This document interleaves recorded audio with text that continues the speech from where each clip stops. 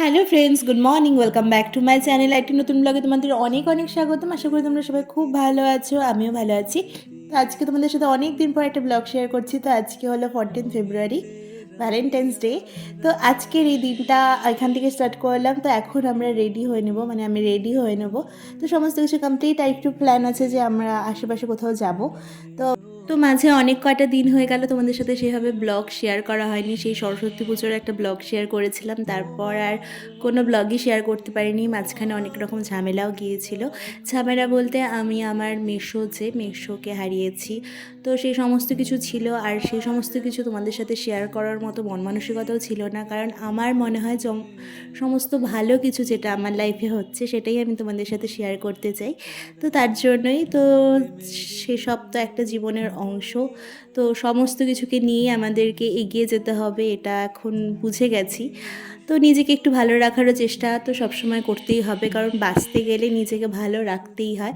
কারণ নিজেকে যখন তুমি ভালো না রাখতে পারবে, তখন আশেপাশের মানুষগুলোকে কিন্তু তুমি ভালো রাখতে পারবে না। তাই সবার আগে দরকার নিজেকে ভালো রাখা। তো আমি এটা বিশ্বাস করি। আর আমাকে নিজেকে ভালো রাখতে গেলে আমার মতো ইন্ট্রোভার্ট যারা, তারা একটু নিজে একাকী থাকতে পছন্দ করি, কিন্তু তার মানে এমন না যে আমরা কারোর সাথে মিশতে পছন্দ করি না, কিন্তু আমাদের গণ্ডিটা কিন্তু খুব সীমিত থাকে। সেটা তোমরা যারা আমার মতো তারা হয়তো রিলেট করতে পারছো। আর সেই সীমিত গণ্ডির মধ্যেও যখন তোমরা এত সংখ্যক ফ্রেন্ড আমার, এত সংখ্যক আমাকে দেখো, ভালো লাগে আমার সেই সমস্ত কিছু, সেটা কম হোক আর বেশি হোক, যতটুকুই হোক, সেটাই আমার কাছে অনেকটা বড়। তো এই দেখো, কথা বলতে বলতে আমার প্রায় মেকআপ এখন কমপ্লিটই হয়ে গেছে। তো আজকে কিন্তু আমি এই শাড়িটা পরে নিয়েছি, কারণ ইচ্ছে ছিল রেড শাড়ি পরার, আর রেড যেই শাড়িগুলো সেগুলো মোটামুটি সব পরাই হয়ে গেছে। তো এটা নতুন, তো এটাই পরে নিলাম। আর এখন এই দিনের বেলায় এই হালকা মেকআপ লুকটা তোমাদের কেমন লাগলো অবশ্যই দেখে জানিও।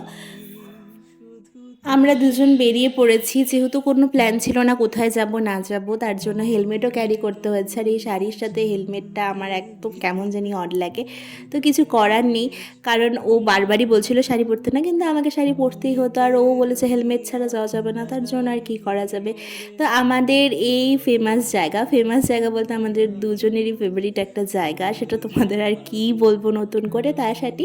তো আমরা এখন সেখানেই চলে এসেছি ফার্স্টে। তারপর এখান থেকে একটু চার মাঝে ওর কতগুলো ফ্রেন্ডসের সাথে দেখা হয়ে গেছিলো। তো চা বাগানে একটু ফটোশ্যুট করে নিলাম, তারপর এখান থেকে বেরিয়ে পড়লাম অন্য গন্তব্যে।